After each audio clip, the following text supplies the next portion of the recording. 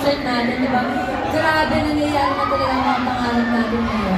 Not just first solo concert, pero pati na rin ang mga recognition.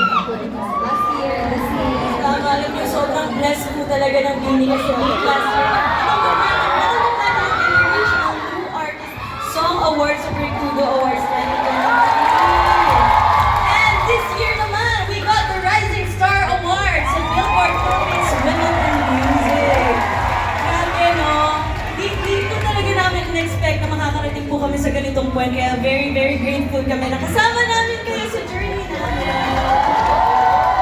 And guys, it really warms our heart kasi to be honest, hindi namin in-expect nung una na makaka-sold out kami ng NFT, or any venue, but now we reached day 3, so thank you so much sa mga love and support niyo po. Thank you so much, Bill, for always filling up yung mga pinag-performan namin, kasi noon, yung unang live performance namin, alam niyo ba kailan? As Bini, unang live.